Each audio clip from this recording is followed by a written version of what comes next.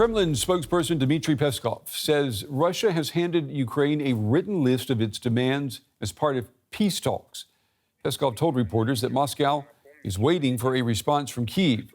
Russia's earlier negotiation demands have included Ukraine becoming a neutral country, ceding the Donetsk and Luhansk regions to pro-Russia separatists, and recognizing the 2014 annexation of Crimea.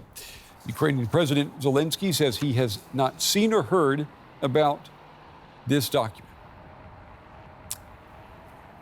And this week, Zelenskyy also said that giving away any territory is out of the question for Ukraine. Now, let's bring in Thomas Graham now. He's a distinguished fellow at the Council on Foreign Relations.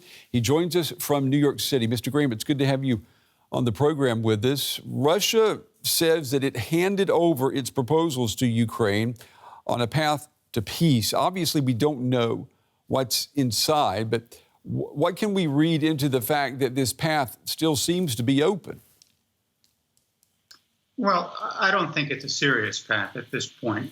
In the previous negotiations, the demands that Russia was making on the Ukrainians were basically that it capitulate, that it agreed to the independence of the separatist regions, to Russia's annexation of Crimea, and that Ukraine become neutral.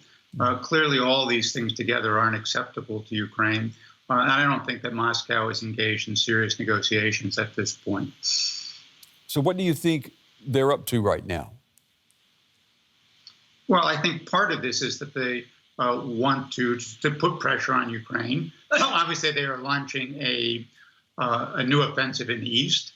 They hope to take over the full oblast of Donetsk and Luhansk in the near future, something that would allow them to claim something of a minor victory after the humiliating withdrawal from around Kyiv earlier in this month. And they want to indicate to the Ukrainians that there's still perhaps a peace plan that's open in an effort to demoralize the Ukrainian population. And all this comes on top of the very heavy bombardment of Ukraine in the past few days, continuing attacks on civilian infrastructure and civilians. So I think this is all part of a plan to try to break the will of the Ukrainian people. Last weekend, Mr. Peskov said that President Putin is hoping for an end to this entire operation within a matter of days. Now, that got our attention, a matter of days. Is Russia maybe here seeking a way out, a chance to be able to declare victory by May 9th? Well, I'm sure that President Putin would like to have something positive to say by May 9th. This is a big event in Russia, the victory over Nazi Germany. But it's hard to see what he could accomplish in the next couple of weeks. Ukraine is being supplied very rapidly by Western countries. They have the will to fight. They have proven quite effective in dealing with the Russian military so far. So I think the Russians are facing a tough slog in the east, and I would doubt that Putin will have a major victory to report come May 9th. You are aware that the West, particularly the U.S. and the U.K., they have delivered more and more heavy weapons to Ukraine. They are committed to that. There's also reporting that the weapons being delivered continue to become even more potent. How worried should we be, or is there a danger of some sort of mission creep taking place here?